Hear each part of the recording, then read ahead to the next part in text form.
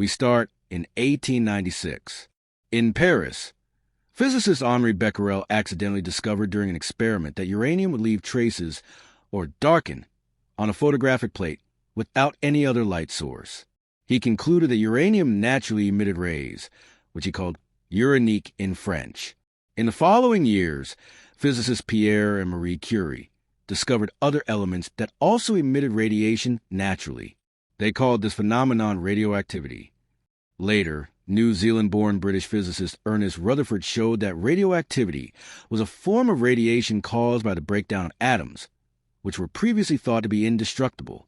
Rutherford's work helped scientists better understand the structure of the atom, with electrons revolving around a nucleus composed of protons and neutrons.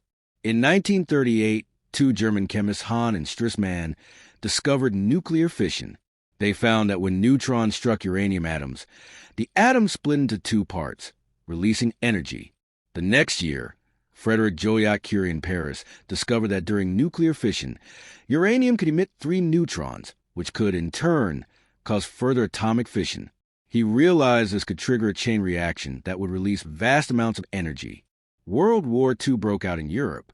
As research in Germany continued on uranium, a Hungarian physicist persuaded Albert Einstein to sign a letter to President Roosevelt, warning him of recent nuclear discoveries and potential to make a powerful bomb using uranium.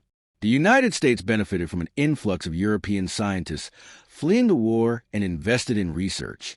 At the University of California, Glenn Seaborg discovered that irradiating uranium produced tiny amounts of a new radioactive and fissile metal, which could trigger a chain reaction. In Chicago, Enrico Fermi created the first nuclear reactor and successfully controlled the first chain reaction of uranium atoms. The research accelerated, and vast resources were invested. The United States secretly launched the Manhattan Project, in collaboration with Canada and the UK. Top scientists gathered at about 30 secret locations, equipped with the best laboratories of time. Their goal was to make an atomic bomb. The aim was to create a bomb using uranium. In nature, uranium is 99% uranium-238, which has 92 protons and 146 neutrons, and 0.7% uranium-235, which has 3 fewer neutrons. Only the latter is fissile, making it useful in the project. The challenge was to isolate and concentrate the uranium into what is called enriched uranium. The United States managed to produce 64 tons of highly enriched uranium to make the first bomb. By advancing the blocks of enriched uranium toward one another, the material became supercritical. Fission began, and immediately a chain reaction occurred, releasing a vast amount of energy. For an atomic bomb, the goal was to create the largest possible uranium pile to collect the generated power.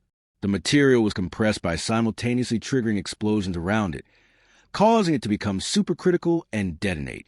On July 16, 1945, the first successful nuclear weapon test took place in the desert of New Mexico. By then, Germany had already surrendered, and only the Empire Japan remained at war with the United States. After Japan refused unconditional surrender, the U.S. dropped 2 atomic bombs on Japan, 1 uranium bomb on Hiroshima and another on Nagasaki. These bombs caused around 200,000 civilian casualties. A few days later, Japan surrendered. As the U.S. showcased its power to the world, the Soviet Union accelerated its own nuclear program to catch up. The Soviets conducted their first nuclear test.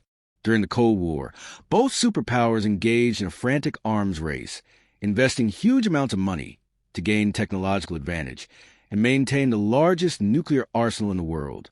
On the surface, the goal was to prevent enemy attacks.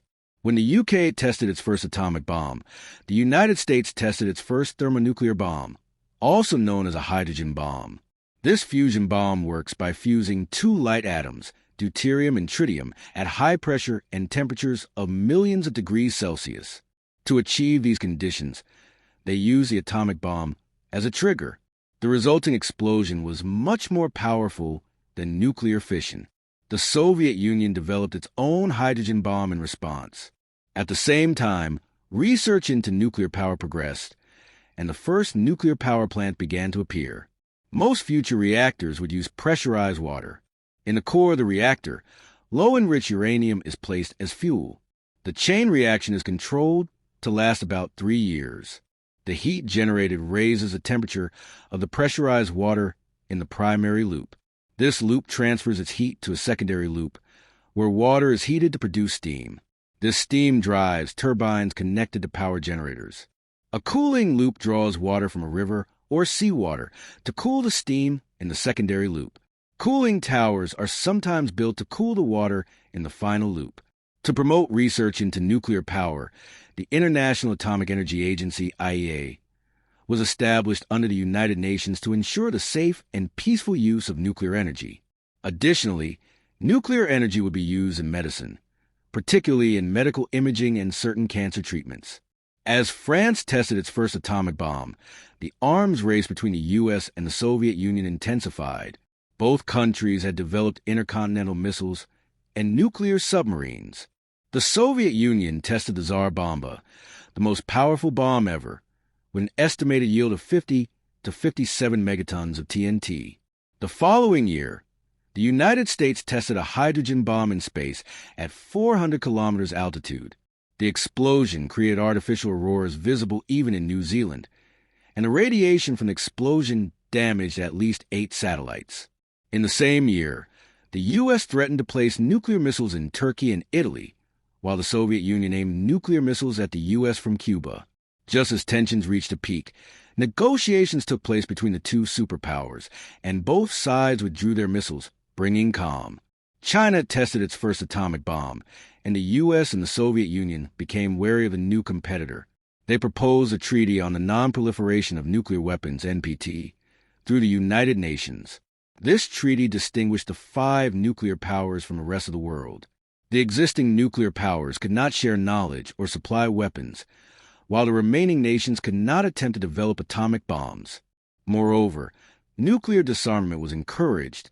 The treaty was gradually signed by all countries except India, Pakistan, and Israel, who were believed to have nuclear weapons, though they denied it. Latin America became the first region to be free of nuclear weapons.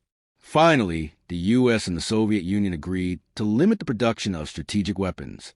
In 1973, the first oil crisis occurred, causing oil prices to explode and severely affecting the economies of major global powers relying on black gold.